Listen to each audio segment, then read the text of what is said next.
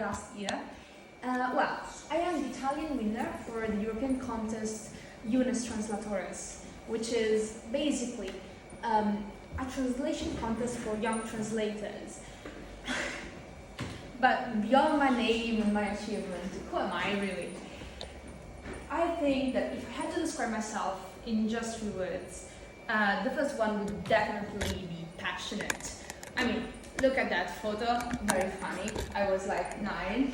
I don't know if you can read it, but it says, "Forget about princesses, I want to be an astrophysicist." Yeah, I've always been like that. Once I focus on one thing, once I see something that fascinates me, I just keep learning about it. And as a matter of fact, next year I will be studying physics, so I think this one passion, it's stuck. I'm also curious. I mean, I think you had a big idea that I was curious. I want to study physics, but I followed a translation contest. I like to learn a bit of everything, and languages are important to me. I learned English for a long time, and I think I really love it. I learned it just so that I could read books that weren't translated in Italian. So that's something important to me, my curiosity. If I can't learn something now, I will study more just so that I can figure it out. And I think a description of myself wouldn't be complete without my forgetfulness. I am a very silly person. I keep missing things. I keep forgetting them. I mean, I wanted to shoot up for the stars. My head was bound to be in the clouds. I keep forgetting things, yeah. So, let's get to the thing that maybe might interest you the most. The contest itself. This is a photo of me in Brussels receiving the prize. And these 2 people next to me, I think they represent very well what this contest is, and most importantly, what it stands for and what it means for professional translation. On my left, I have Christos Elenides, a Greek name. He is a very interesting person. He learned his second language very late in life, and yet he is the deputy director of the translation department at the European Union. He's a very fascinating person, and he really stands for what translation means in Europe.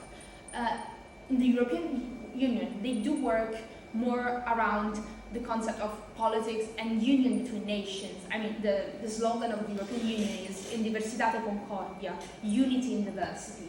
So translation, as they mean it, is a bridge between cultures, of course, European cultures, and how their effective translation can help facilitate relationships between countries. Instead, on my right, I think there's a more interesting person. Maybe he might be harder to understand why he's present at the award ceremony. His name is Maximilian Strothmann, and he's the deputy head of the department, of the digital department. So he works in communication, but more digital communication, so social media, and also, for example, he has some works in AI. Why is he there?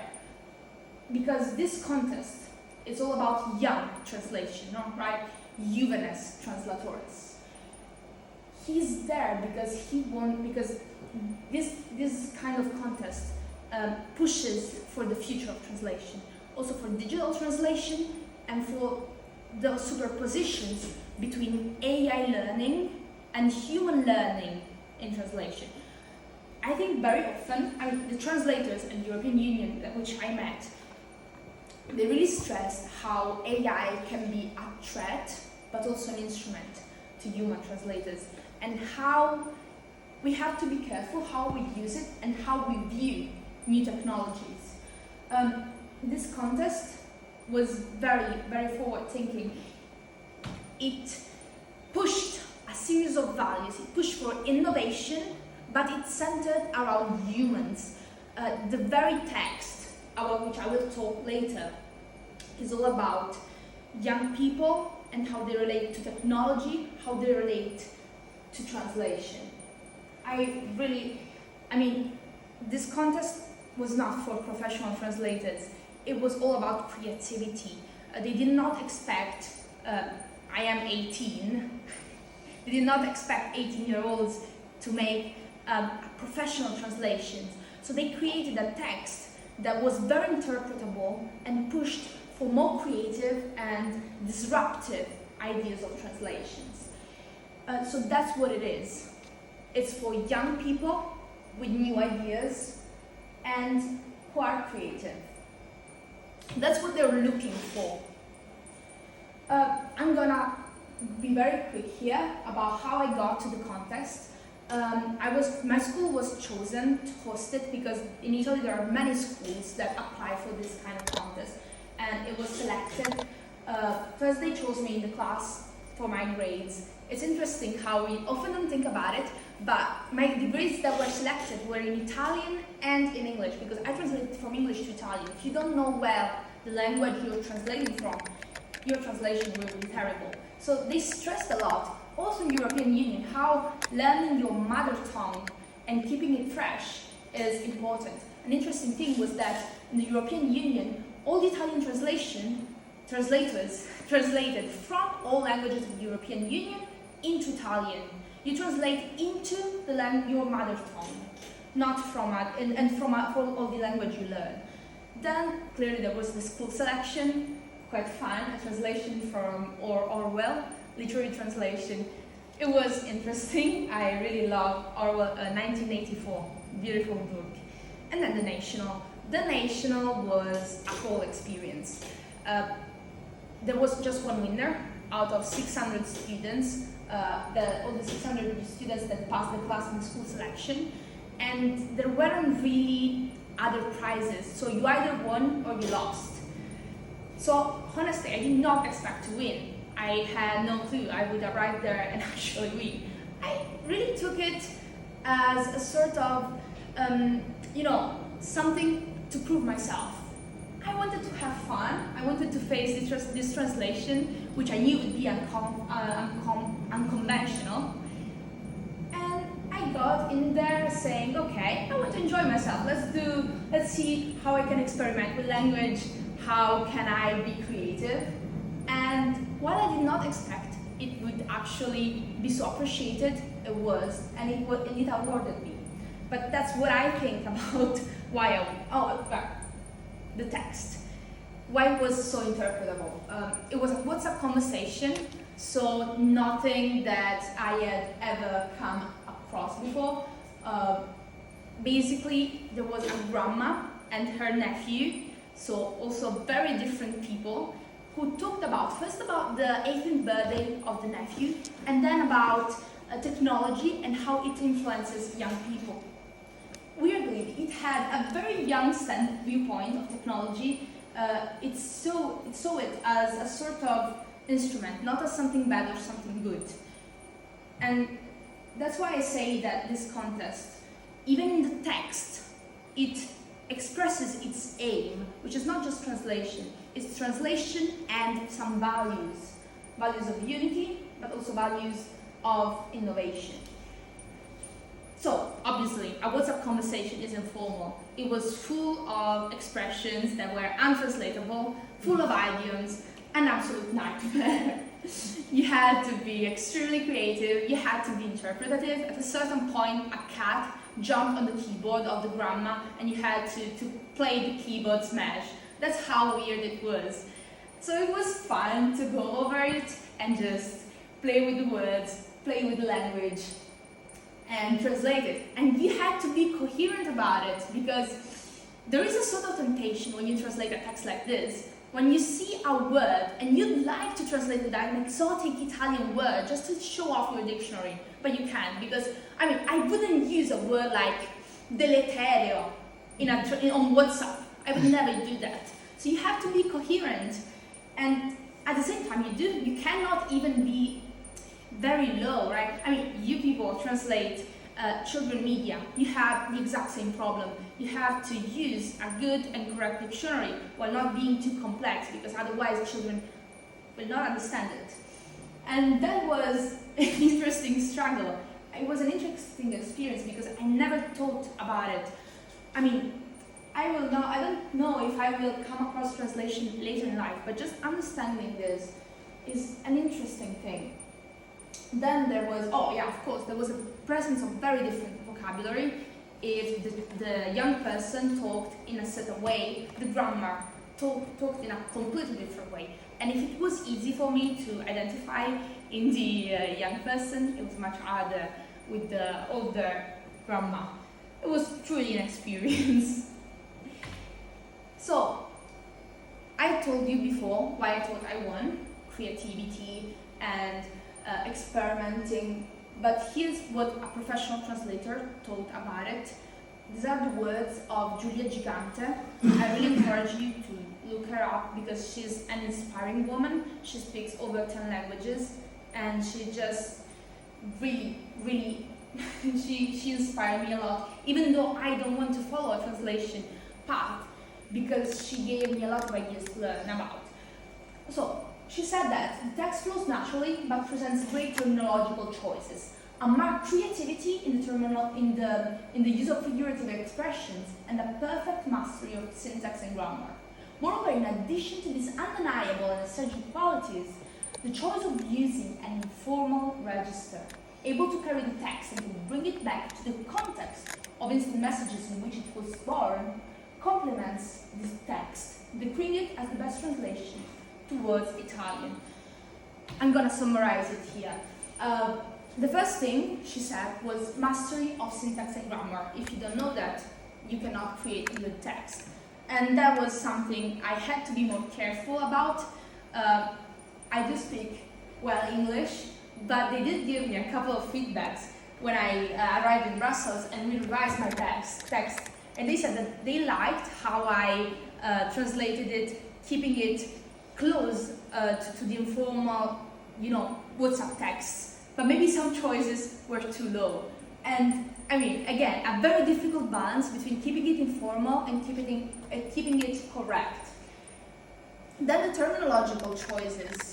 Again, difference in vocabulary between the grammar and the boy. You have to show off your vocabulary because the more exotic the language is, the better. Because, I mean, we all need to keep the language complex and to use all the words Italian offers, but at the same time, it has to be coherent with text. So I try to bring out more particular terms in the speaking of the grammar, because the grammar personally, my grammar speaks like that on text. She writes these very long texts with complex words, which you would never think about write in WhatsApp. So I tried to show off my vocabulary a bit using that, and that was appreciated actually. And then the creativity, I think the thing I'm the most proud about, I think, is how I translated one idiom which was untranslatable. I think that is just what I appreciate most about translations. In this age, I'm starting to read books in English that I had already read in Italian. And the thing that always fascinates me is how translators manage to translate untranslatable expressions while still keeping the feeling or close to the original. And I don't think I managed to do that or in all the text. But this one translation, I think I'm very proud of because it reminded me of a couple of translations I read in other books. The thing that was in the text was you can teach new tricks to an old dog.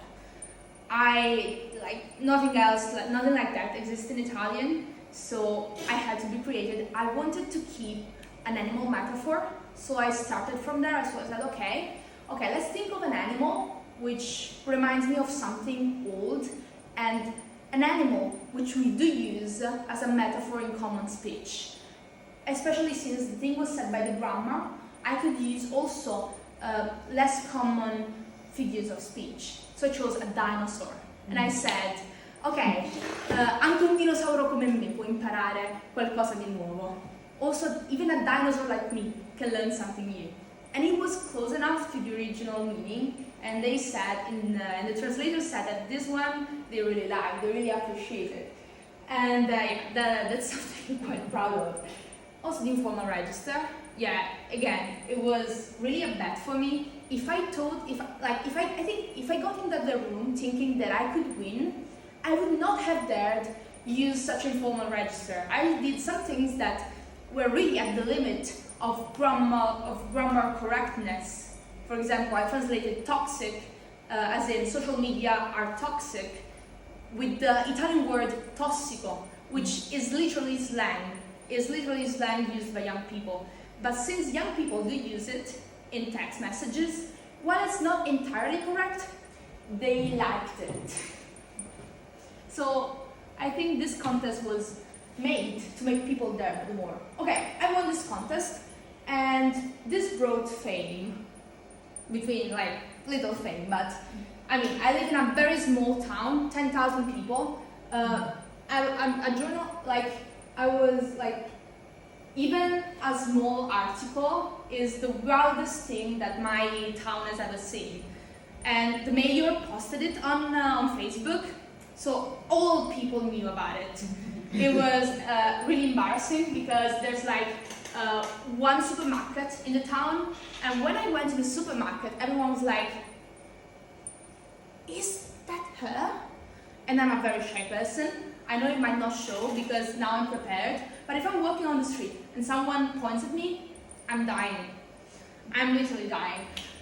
So it was really an horror story for me, but after a while I got over the first reaction and I started appreciating the opportunities it gave me. Opportunities like this one. I'm so happy I can actually be here and meet people like you, actual translators, future translators. And even just writing this, I learned a lot. So there were opportunities, and also opportunities to speak up about certain things. I chose this photo, which is quite infamous, and paints a picture of Naples which is not the best one, and yet is the picture that is often presented. I chose this picture because that's the picture that they had of Naples in Europe, because this is the first time a person from southern Italy wins this contest in 16 years. Just by sheer chance, that's extremely odd. Why this happens? Is it because there's few talents in southern Italy? I don't think so. Actually, I don't think so, because I'm proud to say, even more proud than I am of winning, that in my school there were 5 people who competed, and I got the first award, but the other two of these 5 got honorable mentions, which means their translation was more than enough good. It was not only correct, but creative. And if there weren't better translation, it could have very well won. So this means that, this has never happened in a school. It did happen that one person won and another got an honorable mention, but that 2 people would get an honorable mention, that's something that never happened before. We have talent. There are talents everywhere. They just need opportunities. And I like that having a chance to speak up, maybe we'll spread information about these contests and even other contests, and give opportunities, chances to people who might actually use them to shine. One thing I'd like to talk about, I'll talk about it later, about lots of opportunities, especially for work, for translators that they presented to me in Europe and that might interest you. I will talk more about them later, but there are a lot of chances that we really don't know anything about. So let's get to the trip. I talked about the contest, let's get to the award. I was given as an award to go to Brussels for 3 days, visit the European Union. It is just an incredible word. I saw lots of incredible things. And visiting it and meeting with the translators gave me a lot of information about which I want to talk about. First of all, I met the translators. First, up above, the woman with blonde hair, that's Giulia Gigante. That's the translator who speaks 10 languages. She's specialized in Russian, but she also speaks lots of Slavic languages, so that's her specialization in the European Union. She also is fluent in French and German, and mostly translates from French because that's the second most important language in the European Union. as she said. And she's just an incredible woman. She wrote several essays, and she really gave me a perspective about translation which I never thought about. To her, translation is not just a bridge between different cultures. It is the means that keeps something like the European Union even alive. Because if there wasn't something like translation, does not just translate information from one language to another. It translates its actual. It translates it accurately. Basically, what she says is she talked a lot about AI in translation. They use it a lot. Actually, they have a whole tool which helps them being coherent in their translations, because they do a lot of low translations. So, for example, they have these documents which come out every day, and they obviously have to have the same titles, even though you could understandably translate the titles slightly differently. So the AI recognizes that this is the same document and gives it a particular title. Like, it gives you a suggestion, like, okay, this document looks similar to the one you wrote yesterday. Is this the right title? And you can accept it or refuse it. And it's useful, but it makes mistakes. It makes lots of mistakes because, as she said, beyond translation, there's something else, that's understanding of culture and understanding of human interactions. She really loves French, and she says that, for example, translating from French to Italian is easier than translating from English to Italian, especially law, because English law is different from Italian law. They have common law, so their words are different, and you have to interpret the language they use to adapt it to a different juridical system. And this, an AI wouldn't understand. They don't understand the particular, the nuances of this translation. They know one word that can be translated into another. They don't understand the context, how the context around it and the culture around it influences it. I mean, you know better than me how culture influences the very structure of a language. And this only translators can do. And how can they do this? With a lot of experiences that feed into their culture's translators. They don't just know the language, they know the history, they know the juridical history, they know lots of things. I mean, when you learn a language, you learn another culture. And that would be just too complex to add to an AI, at least yet. And there's nothing like this inside, as they said it. That's why humans, at least for now, at least for the foreseeable future, will not be replaced by AI. So, this is what came out. Oh, I also want to mention, this one is Ottavia Calamita, the translator. She's very young. She found my text. She very quickly, actually both Giulia Gigante and Ottavia Calamita come from around here. Ottavia comes from Calabria, Giulia is from Naples. So they really tried to push me to consider my options, because they said it's not as hard as it looks to find work in the European Union. It's just that many people just don't find right opportunities at the right time. They were very, they proposed to me lots of opportunities, and they directed me actually to one thing that is called Europe Direct, which is a center that is present also in Naples, which connects the single citizen to the European Union. Like, if you go there, they will talk to you about projects and opportunities, also job opportunities. There's a whole platform called EURES, which basically helps people, also for part-time jobs, find job out, like abroad. For example, you want to do a job in Germany. They make sure you know the language, but once you do that, they will pay for your job meeting. They will help you pay for an apartment. That's how interesting this portal is. So they gave me a lot of instruments to find these things. Even part-time jobs. I thought about actually going for example, 3 months and do a stage in Germany or in England or in Ireland. And yeah, I think these informations need to be spread because they are actually very interesting and very few people know about them. Now I want to argue a bit about the winners, because after meeting the translators, we met all the other winners. We actually made friends with lots of them. Here they are, one for every country, and they are absolutely incredible people.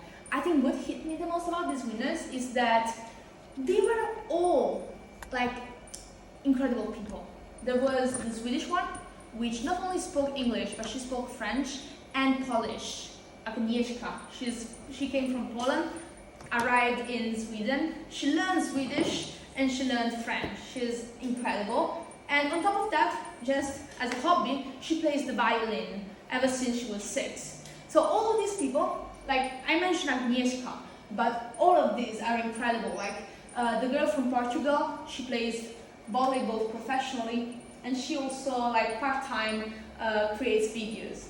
They all have these different interests which are important, I think, in how they manage to arrive here. I will argue that actually having all these interests, having all these unique experiences that they made, helped them in their translation. Here's how. Basically, I think that intuition and creativity are not something that just comes naturally, but something you build. Yes, of course, that's a certain, you cannot command it, but you can help create intuition. Well, how? First of all, you have to put information there. What is intuition after all, if not an unconventional link between two apparently unconnected ideas? That's what creativity is, basically. So, first you have to put those ideas, those information, and the more those information you have are unique, the less likely the connection you're gonna create with that unique information are gonna be something that already exists. So unique ideas create unique links and unique intuition. Then you have to master them, because you have to create knowledge. You have to create the conventional links about this information. You cannot just have them, disorganized. You have to know where, for example, your knowledge of violin goes. You have to know where your knowledge of sports goes, and when your knowledge of language goes, and you have to master all of these three. After you know the conventional parts, intuition can spark naturally. And if you do these unique experiences, your unique intuitions are not just gonna be, they're gonna be even more disruptive than usual intuition is, and they're gonna be more common. I mean, again, I said this contest was not created for people who are professional translators. Nearly no one in the European Union is a good translator at my age. I'm definitely not. But the way if you are creative, like it was created to be something that young people, okay, let's create this sentence again. This contest was made so that people could express their creativity in their translation. It was not about correctness. Of course, you had to be a little correct, because otherwise, again, if you are not correct, it's not a translation. But once you were correct, what made the difference, what made you stand out from others, was your creativity, was your intuition, basically. And the people who won all have the same pattern. The one in the army, because this person basically is in the Latvian army, and also does, I think, art. Like, again, people with lots of interests, and they took a little bit of this interest and put them into their translation. I think even unconsciously you do this. I am sure that some things I translated, I took ideas from books I read, not just books about literature, which I love, but also books, for example, about philosophy, and I want to do physics. I read a lot of physics books. So even certain structures, because especially mathematical books, they have this simple sentence structure, very rational, very short, which is unconventional in Italian because we do these very long sentences. And I think I took a lot of inspiration from that. So even things that are apparently completely unlinked, they can give you inspiration for your translations. And not just translations, about everything in your life. So that's something that I figured out from this experience. And then I think it's an insight that is very important. I'm not gonna forget it easily. But let's get to another lesson I learned. I got here for not just one thing, but for the union of these three things: talent, luck, training. Talent. Every one of us has some form of talent. I definitely do have to have a little talent in languages, otherwise I would not have stood out among all those people. Talent we cannot control. We can just figure out where our talent is and then work in that direction. I said we have to take a little bit of everything, but we also have to have some focus. There's a theory, it's called the T theory, which means the short, T is made with the one short line and one long line. You have to have one short line which represents the width of your interest, and one long line which represents the depth of your interest. You have to have some basic knowledge of lots of things and then deep knowledge of one. That's how you are creative but also competent, because you cannot just do lots of things and not know, and not master any of them. You have to figure out what your talent is and focus on that thing, but leave some time for all your other interests. You cannot abandon them just to focus on one thing. So that's about talent. Luck is another thing we cannot control. I know people my age who do not know how to speak English, and it's not their fault. I came from a family that valued English. My parents do speak English, not very well, but they knew it was important. So everyone, yeah, here they are feeling offended. They do speak English, but most importantly, they understood the value of English. So they made me learn English ever since I was a child. And I was a very dead-end child. I had to understand why I was doing things. So when I was presented with languages, I was just like, why do I have to learn so many words? I could not understand where it was going. So I didn't want to learn languages. I hated them. I hated Spanish. I hated English. But they forced me to learn them in that short period. And once I understood syntax, and I understood that you could actually, understand other people using the language, that's where I started to work on myself. But if there wasn't that feedback from them at the beginning, I would not be here now. There was also luck, in the school being chosen. There was the luck that I was feeling good that day of the translation. There was the luck that, there was a lot of series of events that were maybe unlikely, but if they hadn't happened, I wouldn't be here. So luck does play, a role in our lives, and we cannot control it, and it is a bit scary, but we can control luck and talent to a certain degree, and that's through training. I said there are 3 variables. If you work on one variable, the role that the other 2 play is gonna be smaller and smaller. And I train a lot. We train every day, and training, is the one thing you can control, and one thing that you can change about your preparation. And hence is the one thing we have to focus the most about. We have to, I like to train in many ways my languages. I like to speak with friends. I like to just read books in other languages. That's how I train every day constantly, just so that I don't lose focus. There's one beautiful book, I loved it personally. It's called Outliers, and it talks about how people get to success. And it says that to master something, you have to study it for 10,000 hours. That's about 10 years work. And it's just mind-blowing. You have to be constant about something for 10 years to master it. It's not easy, but that's the only way one can control your chances. But hear me out. Luck, there are some people who are extremely unlucky, some people who are extremely lucky, but most people are just average lucky, which means that opportunities will arrive sometime. We just have to be ready to take them once they arrive. That's what's important. That's what's really important. Here's a quote from the book I mentioned. Outliers are those who have been given opportunities and who have had the strength and presence of mind to seize them. It's not taken for granted that when an opportunity comes, we might even recognize it. I'll be honest with you. I didn't even, there was the risk that I might not participate in this contest.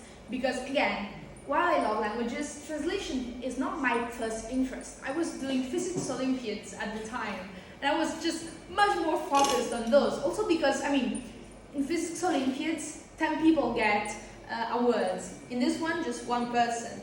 So I just thought that was much more worth my effort.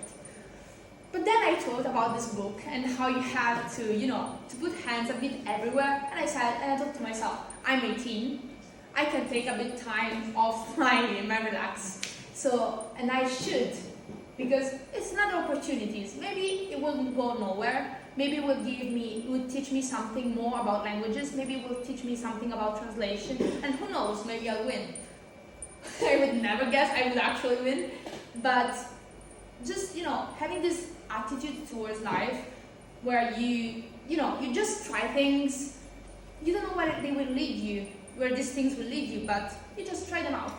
Like, there's one thing that Ottavia Calamita, the other translator from the European Union, said that impressed me. She had just taken a job, I think in Verona at the time, when she found out about the contest to become a European translator. And she had just settled. She thought to herself, why do I need to do this contest? I have a job here. I've just finished buying my apartment. Why should I move? But then she thought to herself, I like to do this. Maybe I won't pass, but let's try it. And once she tried it, and she passed, even though she never thought she would, she was presented with a choice. If you take the opportunities, you will have the choice. You will have the chance to choose. If you don't take the opportunity, you might not even take chance. Before making any choice, I always think to myself, okay, what good would it do if I don't even try? What good would it do if I try? And then weigh the options. In this case, it awarded taking, the chance, sacrificing a little bit of my time. I think just, looking out for opportunities, even if those opportunities don't end up in something useful at the time, just looking out for opportunities will open other roads. Winning this contest allowed me to be here, and this is an incredible opportunity. I'm gonna be honest with you, I never prepared anything like this before, and just being able to work through something like this taught me a lot, and just being able to be here and talk to people like you, to young translators, is something incredible. And I think I will learn a lot, not just from this presentation, but just being around you and working here in uni. It's beautiful. So never, I've prepared here a short video of my, the award ceremony in Brussels. This is absolutely beautiful because, it was in original language. Basically, each person spoke in their language, and there were interpreters which translated it in real time. It was mind-blowing.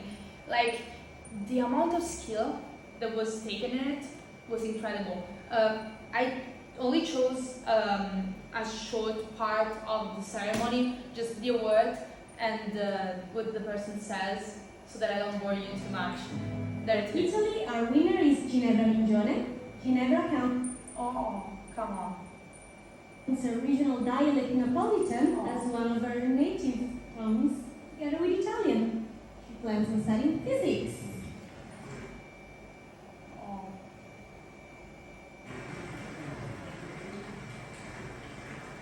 Complimenti. So that's the thing that really impressed me about the European Union.